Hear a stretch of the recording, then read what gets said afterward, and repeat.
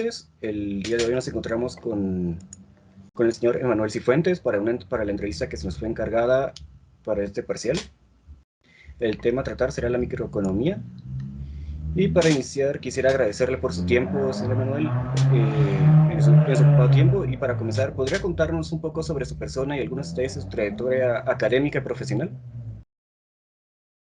Sí, buenas noches, Emanuel Cifuentes, soy ingeniero en sistemas de la San Carlos. Con dos socios más tenemos un negocio de exportación de software. Nos dedicamos al desarrollo de software a la medida. Y el 99% de lo que hacemos lo trabajamos para empresas en Estados Unidos.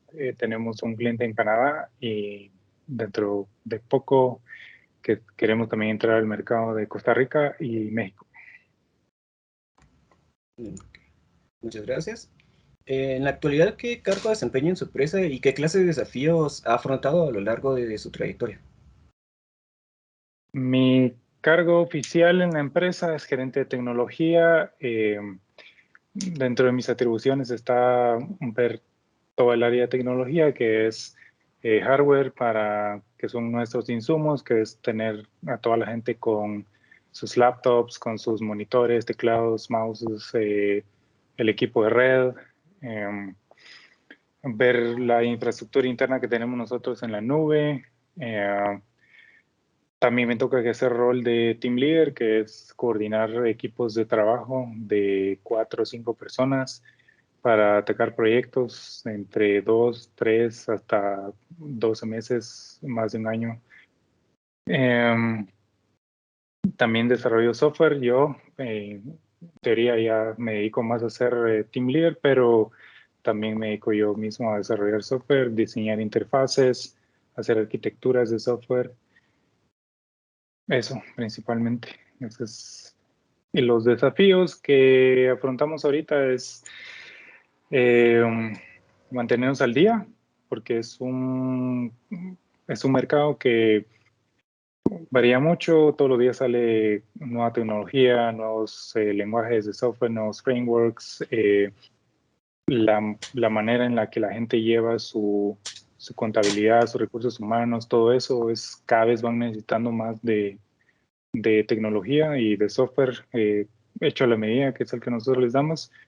Hay algunas herramientas que ya están hechas también que les sirven a ellos y hay que encontrarle un balance entre lo que los clientes pueden pagar y lo que les podemos ofrecer en desarrollo personalizado, o si les podemos adaptar una tecnología que ya existe.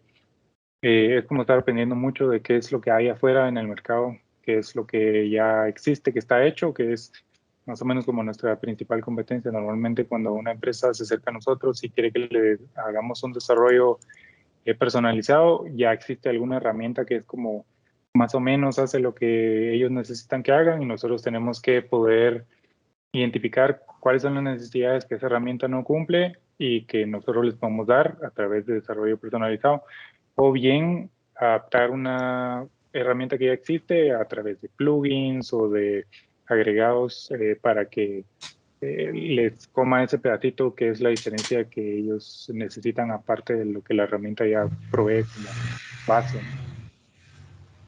Eh, Creo que más adelante ahí vamos a hablar también de cómo ha afectado lo de la pandemia y todo eso, que son como retos también para nosotros, pero por ahora ahí lo dejo. En general eso es.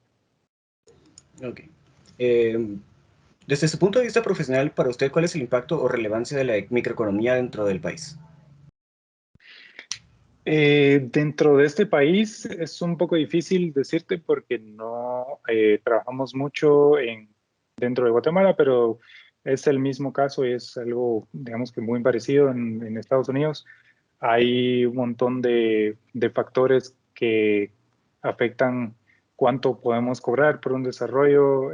Tenemos competencias, tenemos amenazas de Costa Rica, de México. Hay mucha gente que hace lo mismo que nosotros, de lugares como la India, como de Rumania. Hay muchas empresas que hacen lo mismo, que aprovechan que el costo de vida de estos países es más bajo para ofrecer el mismo servicio, Me gustaría pensar que es la misma calidad que lo que nosotros les podemos ofrecer a una persona nativa de Estados Unidos. Pero dado que el costo de vida en estos otros países como el nuestro es más bajo, podemos competir de esta manera. Los sueldos son distintos, la cantidad de impuestos que se pagan también son distintos. Todo eso influye en cómo podemos maximizar nosotros el profit, ¿no? Y cuáles pueden ser nuestros costos en relación a si trabajáramos en otros países o si nuestros clientes contrataran a personas que están ahí en Estados Unidos, por ejemplo. O sea, es importante. En resumen, es importante. Muchas gracias.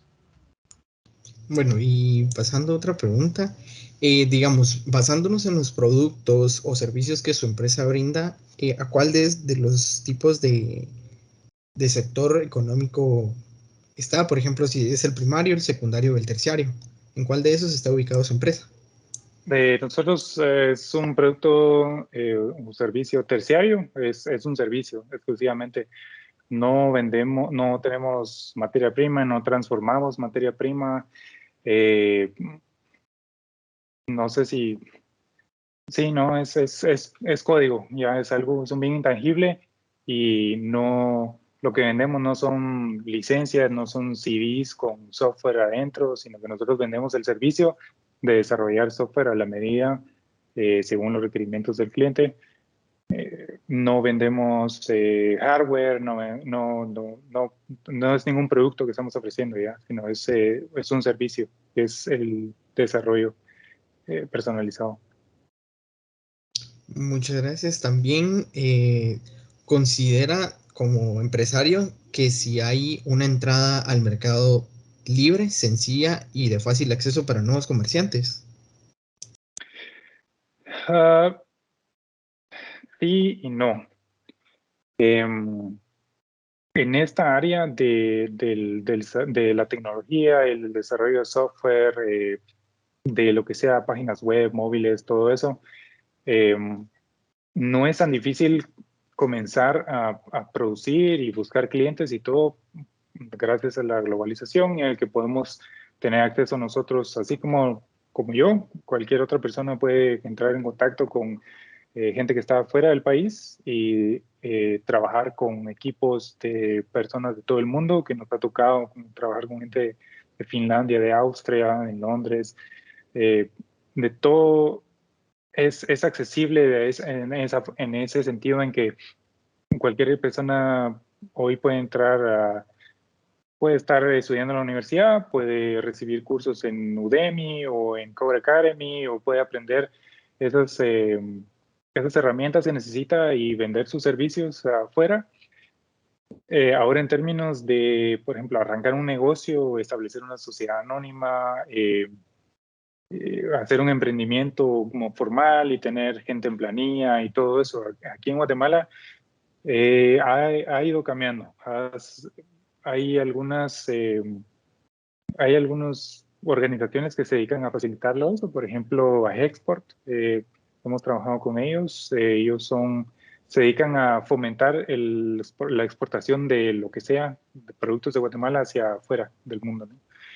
Y ellos tienen fondos como para emprendedores, ellos hablan, por ejemplo, con la Unión Europea. La Unión Europea tiene como mucho dinero, ofrece mucho dinero para fomentar la creación de trabajo aquí en Guatemala. Entonces, le ayudan a uno con los trámites, le proveen el capital tenía también.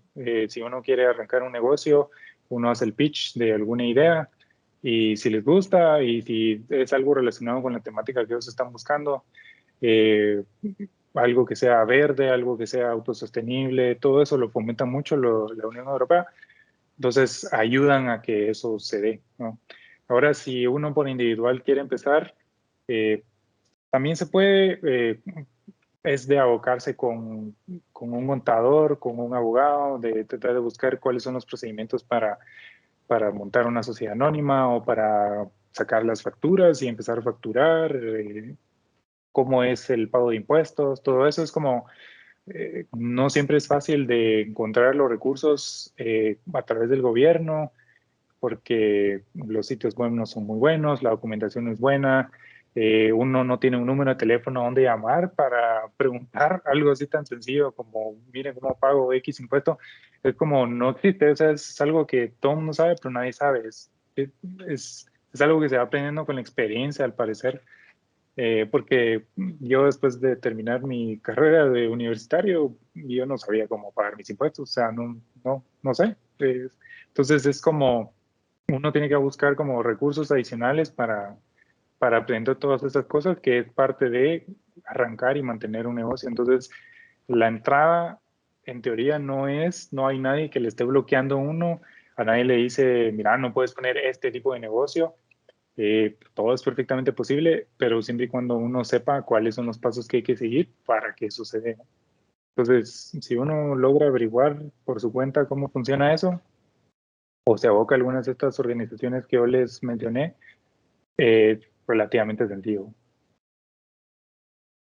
Ok, muchas gracias. Pasando al tema de oferta y demanda, en un tiempo anterior a la crisis mundial que estamos viviendo por el COVID-19, ¿cómo se ve afectada la oferta y demanda a través de las diferentes etapas del año y cómo la pandemia ha afectado este esquema? En el mercado en Estados Unidos, las temporadas del año tienen como un efecto grande en ellos, en cuando es verano, es invierno, cuando es fin de año, tienen como diferentes actividades. Normalmente cuando uno quiere arrancar un negocio es como entre principios y mediados del año es donde más fácil es que se dé, porque ellos al final de año normalmente, nosotros trabajamos con corporaciones así muy grandes, entonces cada departamento tiene como su presupuesto asignado y a fin de año es como cuando empiezan a hacer, sacan cuentas o el recuento de cómo se gastó el presupuesto. Entonces, a fin de año afecta a veces en donde habrán departamentos que tienen mucho presupuesto y que deciden así como, sí, hagamos este proyecto de una vez, no importa, aquí está el dinero. Y habrán algunos que ya llegaron algo cortos a final de año y entonces deciden, platicamos al otro año en enero. Entonces, eso es como tiene mucho que ver eh, en términos de las etapas del año, digamos. Eso es a nosotros cómo nos afecta. Pues ahora en lo demás es siempre hay necesidad de desarrollo de software, así la demanda es increíblemente grande y yo puedo hoy crecer mi equipo, puedo duplicarlo y les voy a encontrar trabajo a todos mis colaboradores porque de todas maneras siempre va a haber quien necesite software. Entonces, ahora todo el mundo tiene, hasta el negocio más pequeñito, eh, necesita cobrar con tarjeta de crédito, todos necesitan hacer su pasarela de ventas en línea. Eh, hay casi que no hay ninguna rama de negocio que no necesita ahora de software, entonces esos siempre hay. Ahora, en términos de la pandemia, a las corporaciones grandotas, al menos en Estados Unidos, hubo ayuda en términos o para la gente en las escalas más bajas de ingresos económicos, seguro de desempleo, a la gente se le dio plata para que no tuvieran que llegar a trabajar presencialmente, entonces un montón de gente renunció, un montón de negocios quebraron porque no quisieron subir su rate por hora, no quisieron pagarle más a la gente, entonces un montón de gente renunció, pero las corporaciones grandotas siempre salen bien libradas, no importa qué hagan, o si hacen cosas ilegales, o si hacen de catástrofes ecológicas, lo que sea, siempre van a tener ayuda del gobierno para poder seguir operando. Entonces es difícil que un negocio grandote se vea afectado por cosas como ahorita en la pandemia. Nosotros trabajamos por ejemplo, con petroleras, con gente que produce o transporta o procesa petróleo. Eh, digamos que por estar encerrada la gente ya no usaba tanto sus carros y el precio del petróleo bajó un poquito, pero de todas maneras ellos tienen como la visión de que al final de la pandemia, cuando todo regrese a la normalidad, va a haber necesidad otra vez. Entonces, eh, no cancelaron proyectos, no dejaron de invertir en su software para que cuando llegue el momento donde regresaron a la normalidad, tienen como una ventaja sobre los que no decidieron hacer eso. Entonces, eh, afortunadamente muchos de nuestros clientes decidieron seguir adelante con los proyectos que ya teníamos en curso. Entonces, a nosotros, por la razón que sea, no nos afectó casi nada y logramos poder seguir operando casi que igual. Igual pudimos cerrar negocios nuevos, no hubo mayor diferencia. Donde sí sé que hubo diferencia es en retail, en venta de zapatos, ropa, todo eso. Es donde les expliqué que un montón de gente decidió pasarse al cheque de desempleo que le está dando el gobierno y entonces renunciaron. Ya nadie quiere trabajar en restaurantes, ya nadie quiere ser mesero, ya nadie quiere ser cocinero, ya nadie quiere vender ropa, zapatos, porque le sale más barato, le sale mejor estar en desempleo. Y es bueno y malo dependiendo a quién le pregunten. Está bien que la gente se cuide, que cuide su salud y que no se mueran millones de personas. Para los pequeños y medianos productores y comerciantes les afectó bastante, pero eh, es un evento cataclísmico que es de una vez cada no sé cuántos años y es algo que eventualmente vamos a superar, pero sí, les afectó y tuvo que cambiar algo, ¿no? Algo tuvo que dar. En su empresa, ¿cómo es que aplica la curva de oferta y en qué momento considera que es necesario cambiarla? Con nosotros es un poco raro eso de que les explico, donde siempre hay demanda así muy grande. Entonces, eh, para mí, si yo puedo producir más, sé que va a haber más demanda. Entonces, últimamente hemos estado contratando gente así como cada 2, 3 meses para ir aumentando la capacidad de nosotros de proveer servicios. Digamos que no necesitamos modificar nada, o sea, entre más podamos producir, más van a consumir, más vamos a poder vender. No hay mucho juego en eso, o sea, sigue para arriba. Es algo. En nuestra área, el desarrollo de software, así es. Y al menos exportando software, así es.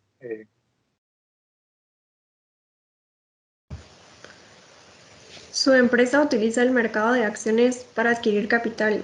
Si su respuesta fuera sí, ¿utiliza el mercado de acciones para adquirir capital?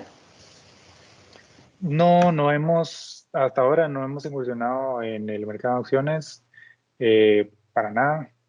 Ese es un plan que tal vez más adelante se pudiera hacer si logramos reinvertir un poco del profit que generamos, pero en este momento no lo usamos para nada. Dentro de su empresa, ¿cómo es que se analiza el impacto que tiene sobre su negocio el alza de uno de sus insumos? Hasta ahora, lo que yo podría decir que es mi insumo es electricidad, internet y laptops, que es lo único que necesito para proveer mi servicio. Eh, los precios de la electricidad y el internet no han variado y de las laptops todavía no nos ha pegado, pero sé que a raíz de la pandemia hay una escasez de los componentes para fabricar los microprocesadores y eso eventualmente tiene que afectarnos, pero hasta ahora no ha... con lo que hacemos nosotros no necesitamos tarjetas de video, que es como lo que está con precio ahorita altísimo porque la gente los usa para minar Bitcoin y otras altcoins. Eh, Eso no nos ha afectado, nosotros no usamos nada de hardware, nosotros usamos laptops comunes y corrientes. y los precios no han variado para eso. Entonces, no ha habido diferencia en ese sentido. Pasando al tema de competencia, además de su empresa, ¿existe alguna otra que brinda algún servicio o producto similar al suyo? ¿Qué factores considera usted que logran diferenciar a su empresa de la competencia? Sí, hay muchísimas empresas que hacen lo mismo que nosotros, no reinventamos el agua azucarada, o sea, es algo súper general que, o sea, cualquier persona con una laptop y conocimiento de desarrollo de software puede hacerlo. Como les mencioné, sí hay competencia. En Guatemala sé que hay empresas que hacen lo mismo, pero no competimos entre nosotros. Normalmente si nos topamos con alguien más es para colaborar.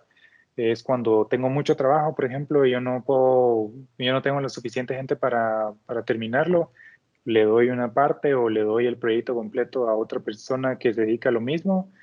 Eh, Entre nosotros tratamos de no competir. El mercado o el tamaño del pie es tan grande que todo el mundo tiene para comer y todo el mundo tiene para trabajar. No ha habido, no nos ha afectado, o entre nosotros no nos afectamos aquí en Guatemala. Afuera sí hay gente en la India, en Rumania, en un montón de lugares, en Pakistán, hay un montón de países. Bueno, la India tal vez ya no se considera en desarrollo, pero países donde el costo de vida es más bajo, que pueden ofrecer, digamos que precios como los nuestros, que son muy competitivos en relación al mercado estadounidense. Eh, ¿Qué nos diferencia a nosotros? Eh, Se oye un poco crudo, pero es como la necesidad, es como aquí nadie me garantiza nada, no hay, nadie me va a dar un cheque por estar desempleado, por ejemplo, o sea, eh, si uno no trabaja, no come. Entonces, la necesidad significa que la gente aquí en Guatemala está extra dispuesta a lo que la gente le dice, el ir a dar la mía extra, que es a veces un día quedarse una horita más tarde y trabajar, eh, atender correos, llamadas, a veces cuando uno está de vacaciones, uno está fuera, un fin de semana.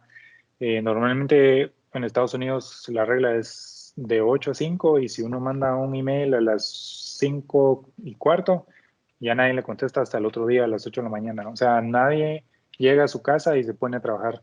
Entonces, eso no existe, ¿no? Y otra cosa es que la actitud aquí es como si uno crece en la selva, tiene que aprender a cazar, uno tiene que aprender a hacer fuego, uno tiene que aprender a adaptarse. Y entonces, a nosotros tenemos esa política en donde si un cliente nos pide, miren, ustedes saben usar X software, por default yo siempre voy a decir que sí, y aunque no lo sepa usar, pero sí, y mañana le explico, y entonces ese día me quedo leyendo toda la noche, y al otro día ya a lo Tony Stark, soy experto en desarrollar con X tecnología y ya le puedo decir, mire señor, sí ya conozco.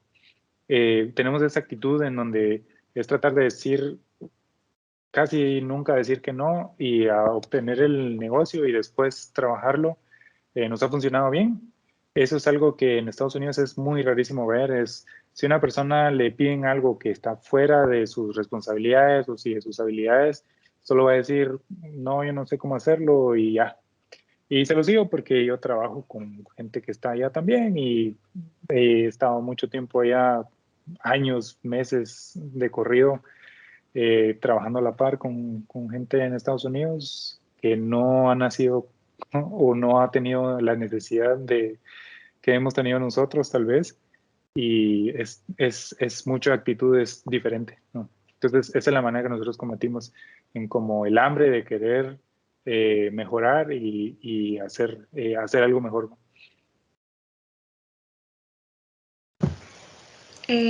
Con base a la experiencia adquirida laborando en este sector, ¿considera que la existencia de una competencia imperfecta resalta la existencia de bienes parecidos pero no idénticos?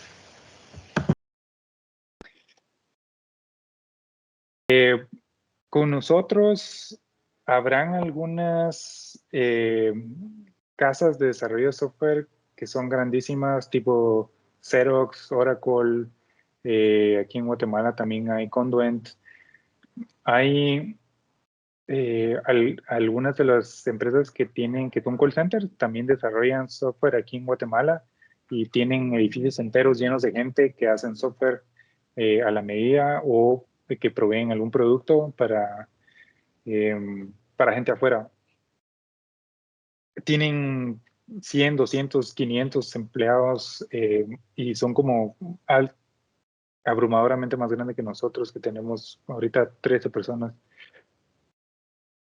Aún así, con la cantidad que tienen, no tienen como la capacidad de ellos dictar de ninguna manera el precio de algo. Es como ellos pueden trabajar con sus propios rates a su manera y ellos verán cómo se ajustan para cubrir sus planillas y cubrir sus gastos fijos y todo eso, pero no tienen como capacidad de influir demasiado en el resto del mercado.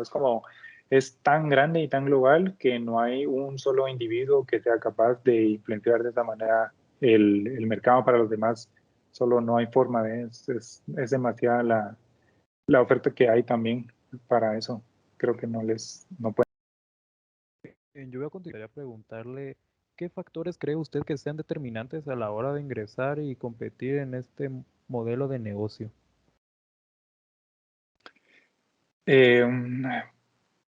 Factores, para mí, si yo fuera a recomendarle a alguien que fuera a intentar hacer lo mismo que yo, es tratar de hacerse de aliados afuera, en Estados Unidos o en donde sea que quieran proveer.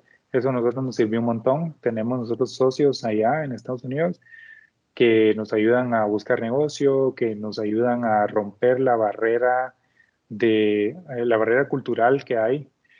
Aunque uno no quiera y aunque recibamos como mucha televisión y cine en Estados Unidos, siempre hay diferencias culturales que hacen muy difícil para nosotros cerrar un negocio allá. La forma en que ellos estudian, que van a high school, la forma en que ellos practican deportes, la historia, toda la cultura es bien diferente y nosotros creemos que sabemos mucho de eso, pero porque vemos televisión y el cine y ellos exportan casi que toda su cultura hacia todo el mundo, pero aún así no es lo mismo que haberla vivido. Entonces, eso influye un montón. Yo por mi parte me gusta bastante como estudiar la política de Estados Unidos para tener cómo hablar con clientes, cómo venderle a alguien que sea como más natural, ¿no? El inglés es súper importante, obviamente, hace mucho la diferencia el poder tener, no un acento perfecto, pero bastante limpio, que se entienda, que no sea una barrera, que si uno entra a una llamada puede hablar perfectamente bien con una persona y entenderle también perfectamente bien, e incluso lenguaje técnico, pero nosotros tenemos que entender sobre restaurantes, hospitales, petroleras, todo eso, toda esa gama de negocios distintos, los hemos trabajado y tenemos que poder entender todo este lenguaje técnico de ellos para poder nosotros entender qué es lo que quieren y proveerles un servicio a ellos, ¿no? Entonces, eso es súper importante también, ¿no? El tratar de hacer lo más pequeña la barrera que hay en términos de lenguaje y comunicación con ellos. A nosotros nos beneficia un montón también que estamos más o menos en las mismas zonas horarias, las diferencias son a lo mucho de 2 horas, cosa que por ejemplo gente en la India o en Europa del Este no tienen esa capacidad. Para ellos tienen que trabajar como tarde en la noche para poder estar a los mismos horarios que nuestros clientes, entonces es para ellos más difícil. A veces cuando ellos terminan de trabajar son las 11 de la mañana aquí, ¿va? Entonces nosotros todavía estamos en línea y estamos listos y dispuestos para seguir trabajando y eso nos da también una pequeña ventaja sobre estas otras personas. Para ingresar no necesitan tener grandes conocimientos yo no sabía gran cosa de impuestos, de economía, de finanzas, de todo eso. Es más espíritu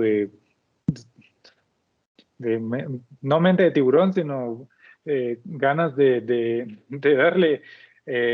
Créame que a este nivel, o sea, mucha la gente que tiene mentalidad de tiburón no da bola. Esa gente eso no sirve.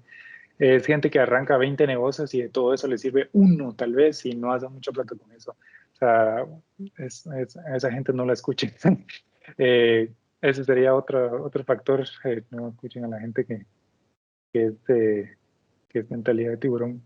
Y no necesitan tampoco, para ustedes el mensaje tal vez se pierda un poco. No es necesario tener el título de universidad. Yo empecé a trabajar a los 16 años, graduado de bachillerato en computación, y sí me sirvió más que el título, porque yo estoy hasta colegiado, pero no me sirve para nada. O sea, a mí lo que me sirve es el conocimiento que adquirí en la universidad. Me sirve para analizar las cosas de una manera más analítica, que es alguien que aprende así como sobre la marcha, no va a tener la misma capacidad de análisis de alguien que sabe cómo funcionan las cosas por dentro. A mí me enseñaron cómo funcionan los microprocesadores por dentro, cómo hacer mi propio lenguaje de programación, o sea, todo ese tipo de cosas, cómo funcionan las cosas por adentro, conceptualmente, me ayudaron a poder tener una ventaja sobre la gente que aprende por internet, etc. No estoy diciendo que sea imposible, porque hay un montón de gente que sí lo ha hecho.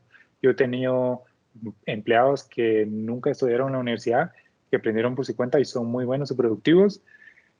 Eh, Depende mucho de la persona, pero de todas maneras, sí, el conocimiento más que el título sirve un montón. Y eso también es importante a la hora de entrar. Sepan que uno aprende un montón de cosas en la U que parece que no sirven para nada, pero al final, más de algo sirve, más de algo sirve. Entonces, vale la pena tener esa visión general y no solo dedicarte así como a un solo, con un solo objetivo así súper cerradísimo, sino hay que aprender de todo un poquito. Y para finalizar con este punto, ¿cómo han llegado a afectar los avances tecnológicos la forma en que su empresa y las demás empresas que conforman este tipo de mercado? Es lo más importante para nosotros es eso, es cómo avanza la tecnología. Eh, el ingreso de cosas como machine learning o inteligencia artificial son cosas que a nosotros nos ha tocado que aprender, que antes era así puro concepto, o sea, es como de aquí a 20 años, 30 años tal vez lo usemos, pero ya esos 20 años ya pasaron, entonces ya hoy en día ya se están usando un montón de cosas. Eh, y no tanto como para fabricar robots o hacer como automóviles que se manejan por sí solos, sino en todo el área, en todo tipo de negocios se pueden beneficiar por ejemplo, machine learning, eh, la capacidad de interpretar patrones y anticipar cosas es bien importante en la economía también, eso es un montón, es como van a ver como súper básico lo de la teoría de inventarios, por ejemplo, algo, el punto de reorden o algo así. Es como tratar de anticipar cuándo se va a terminar X recurso y pedir más al proveedor. Eh, Hay de todo, eso es en todas las áreas del negocio ha afectado eso.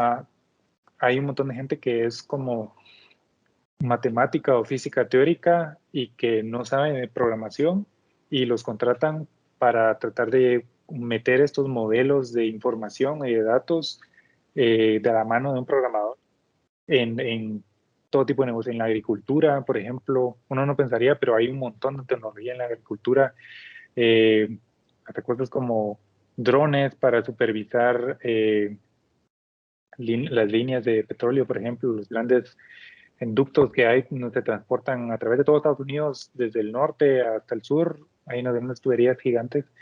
Están usando drones para monitorear si hay fugas o si hay animales o si hay todo ese tipo de cosas. Está dañada la tubería, todo eso. Y eso es con un programa que hace que guía el dron y todo eso. Eso todo va cambiando y va mejorando y nos afecta así 110%, hay que estar siempre al día con eso.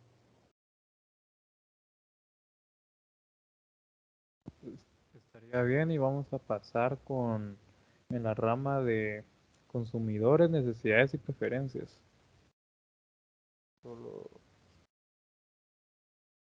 que sería la primera pregunta, los productos o servicios que su empresa brinda, ¿qué necesidades se requiere al público en general considera usted que logran satisfacer con mayor facilidad y eficiencia? La necesidad de tener, eh, de guardar y manipular información. En lo que hacemos al final todo se resume a recabar información. Hace 50 años se hacía a través de papel y lápiz. Y había gente que tratar de facilitar lo más posible el recabar y almacenar información. Eso es básicamente es. ¿Qué tipo de información? Dependerá de qué negocio. Para algunos son números, para algunos son letras, para algunos son símbolos. Para un restaurante son mesas, son precios de platos, son menús. Para un hospital son guantes de látex, son jeringas, y al final todo eso es información, ¿no? Entonces, esa es la necesidad principal que la que nosotros atacamos, que es poder tener información disponible para que las personas tomen decisiones y poder documentar esas decisiones y facilitar el poder hacer algo con esas decisiones.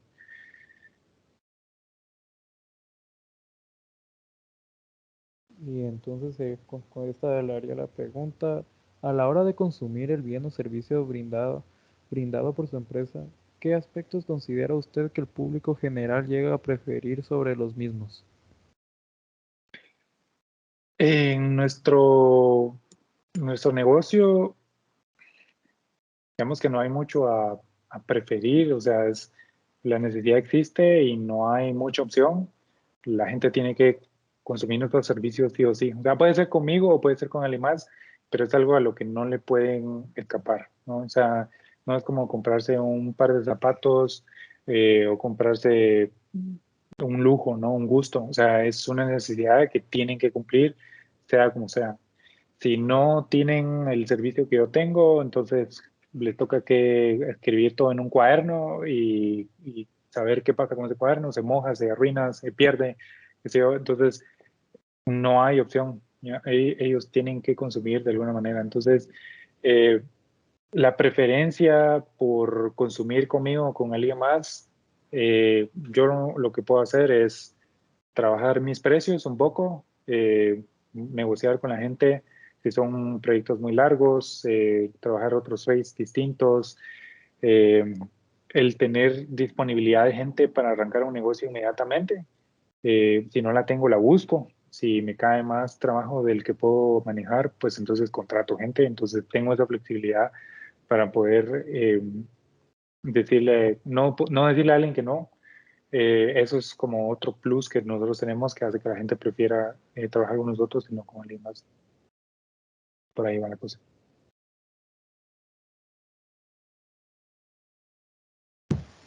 En caso que el consumidor utilice sus preferencias como guía para tomar decisiones, ¿cómo ayuda a que ellos influyan en las mismas? El consumidor utiliza sus preferencias como guía para tomar decisiones. Me imagino que por ahí tendría que entrar algo como marketing, como para tratar de influenciar como las preferencias de la gente. Eh, el marketing para nosotros es muy poco. Nosotros lo que hacemos como para promocionarnos y para influenciar las preferencias de la gente es, nosotros desarrollamos software para uso nuestro, para uso interno y luego lo usamos como a manera como de demo, como para enseñar a la gente así como, miren, todas estas son las cosas que nosotros podemos hacer, que podemos ofrecer. También anualmente, ahora por la pandemia no está, pero normalmente todos los años nos vamos a diferentes lugares y se hacen congresos, digamos, en donde eh, se juntan gerentes de un montón de empresas que son los potenciales clientes y nosotros que somos ofertantes de servicios, y entonces damos charlas, tenemos un kiosco y le platicamos a la gente, les damos demos de lo que nosotros hemos construido, les mostramos clientes que hemos tenido antes, los programas que hemos hecho ya, hasta happy hour en un bar se hace. Hay un montón de cosas que suceden durante estos, normalmente es como una semana, y ahí es donde tratamos como de cerrar negocios o por lo menos agarrar leads o empezar a hablar con la gente, porque usualmente para nosotros cerrar un negocio es algo que se toma 2, 3, 4 meses, tal vez desde el día uno que yo empiezo a hablar con alguien y le digo, mire, ¿qué quiere de software? Hasta el día en que se firma un papel, un contrato, pueden pasar hasta 4 o 5 meses. A veces es un proceso bien largo, bien tedioso, pero durante todo este proceso es como la capacidad de poder comunicarse bien, el estar atentos, el poder dar estimados, el poder decirle a la gente cuánto le va a costar, el estar flexible al que la gente tiene diferentes gustos, preferencias. Uno le enseña una pantalla y que tiene botones verdes y ellos quieren botones azules, el poder como platicar con ellos y entender qué es lo que necesitan y proveerles algo útil. Estos serían como los factores que influyen en las preferencias hacia nosotros como proveedores de este servicio. ¿Considera usted que la tecnología y su evolución constante puede llegar a afectar la forma en que los consumidores ven su producto? Sí, pienso que en algún momento habrán cosas de las que yo hago que se van a automatizar, como un montón de...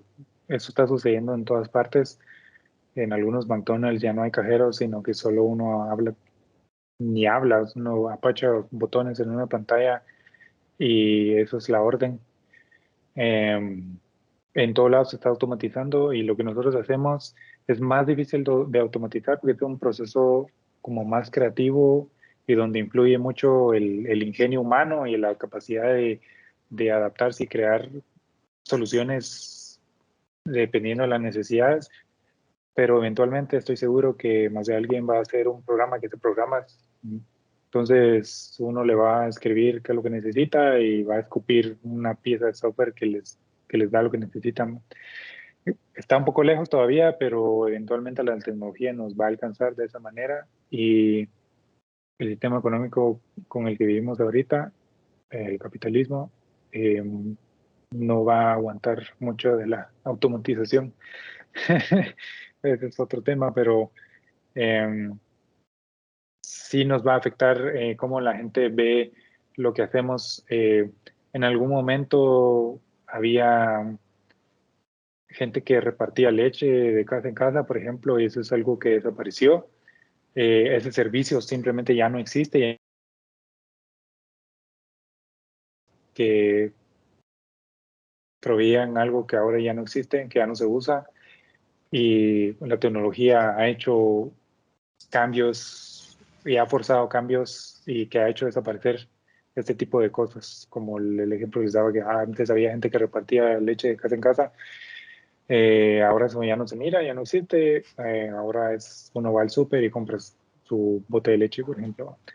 A nosotros me imagino que nos va a pasar en algún momento algo parecido. Habrá algún sistema automatizado que nos quite de alguna manera cierta responsabilidad, cierto trabajo. Entonces, sí, definitivamente el avance de la tecnología afecta cómo van a ver nuestro producto, porque nuestro producto ya puede ser que en algún momento sea obsoleto, ¿no? O sea, la capacidad de desarrollar software a la medida tal vez a nadie le interese de aquí a 30 años y todo sea automatizado y ya yo no tenga razón de existir. Entonces, no lo sé todavía, pero es una posibilidad.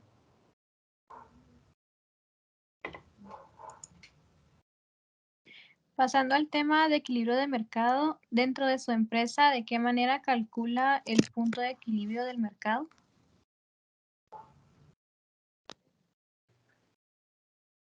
Yo creo que este es un punto que no está fijo y que, digamos que yo por mi parte no me pongo a pensar en recalcularlo o moverlo. Como les expliqué hace un rato, hay una demanda muchísimo más grande de la que yo pueda suplir, y si yo puedo producir más, existe tanta demanda que siempre voy a tener cómo vender, cómo hacer, cómo producir, y siempre habrá alguien que consuma mi servicio. Entonces, eh, no sé si al mismo rate, con a la misma razón crecen la oferta y la demanda, pero para mí no ha habido un punto en donde yo pueda decir, tengo que limitar mi oferta de alguna manera porque la demanda cambió, o la demanda de repente cambió tanto que yo tengo que ver de qué manera cambio mi oferta. Eh, Nunca he tenido que considerar eso yo. O sea, la verdad es como siempre hay más que hacer, ¿no? Entonces, puesto que yo no tengo que competir mucho con nadie más, también afecta eso. No tengo que estar pensando en esa parte, por lo menos.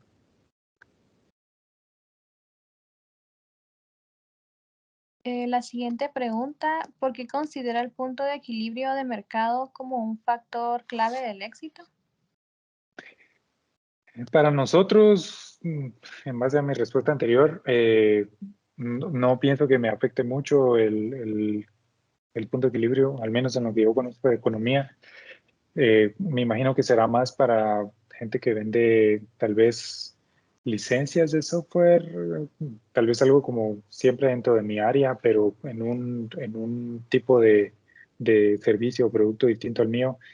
Sería si hay software que compita, si alguien vende antivirus, por ejemplo, en ese caso tendría que preguntarse, bueno, cuál es la oferta que hay, qué tanta competencia tengo, qué tanta gente está haciendo software de calidad, antivirus que sean inteligentes, y realmente cuántos usuarios tienen internet y cuánta gente realmente tiene la capacidad de comprar una licencia de mi software, ¿no? Y en este caso tendría que ver cómo baja el precio.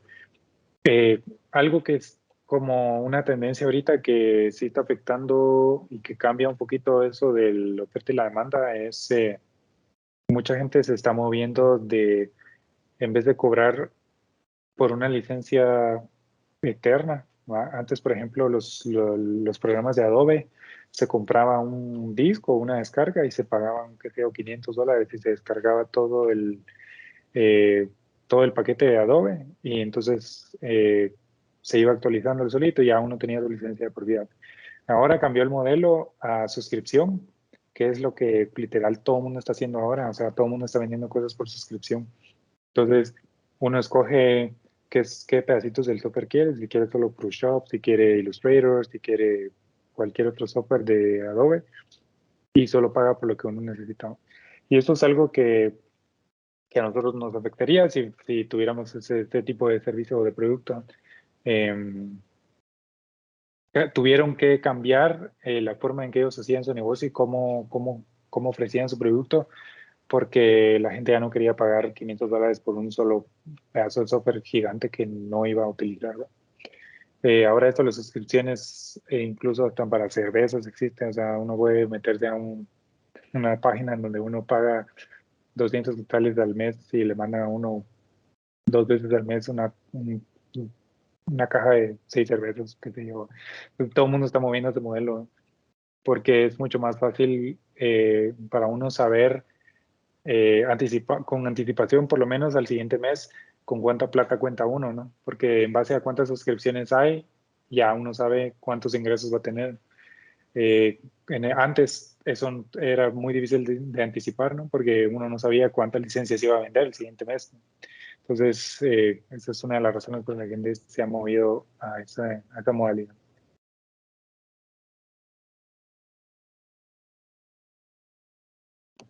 Ahora, mira, te voy a preguntar otra cosa, pero tal vez no va a ir al caso, pero dice, ¿cuenta su empresa con un procedimiento en caso los modelos matemáticos de supuestos comportamientos no se cumplan?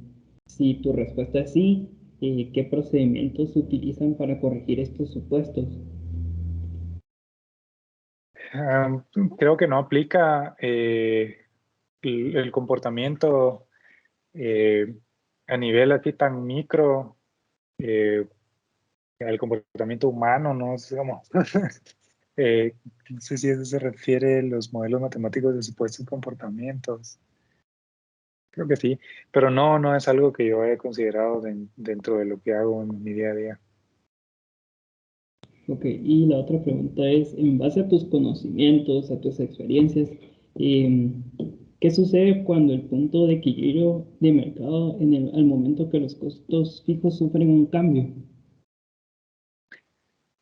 En mi caso, mis costos fijos que les mencioné es mi planilla, mi hardware de vez en cuando que tengo que comprar solo cuando ingresa un nuevo recurso. Una laptop le dura a alguien 1 año y medio, 2 años tal vez, entonces no es algo que tengan que estar comprando constantemente, ¿va? Entonces no sé si lo...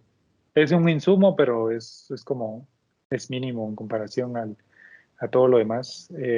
Internet y electricidad nada más son mis insumos, ¿no? Eh, si alguno de estos variara mucho, sí me afectaría en gran manera completamente todo el modelo que tengo para... Nosotros tenemos considerado cuánto nos cuesta a nosotros tener empleada a una persona con cierto tipo de habilidades. Los tenemos como en diferentes puestos, alguien que es junior, antes que senior, entonces hay como escalas de sueldos, por ejemplo. Esos son mis costos fijos, ¿no? Los sueldos de la gente. Eh, si hubiera algo, un nuevo impuesto, ahora en la pandemia no ha afectado mucho porque nosotros podemos trabajar mucho desde casa, pero por ejemplo que se hiciera muchísimo más caro la renta de mi oficina o el petróleo y que la gente ya no pueda llegar a trabajar y no pudieran trabajar desde casa tampoco, eso me afectaría un montón. Entonces, eh, eso sí, ahí se rompe bastante el equilibrio en el que yo ya sé cuáles son. En ese momento, hoy en día, yo puedo sacar un documento, les puedo decir así como exactamente, esto me cuesta operar todo a todo mi equipo completamente y eso es lo que yo puedo cobrar por ellos y el margen de la diferencia es obviamente mi ganancia, mi profit. Eh, sí,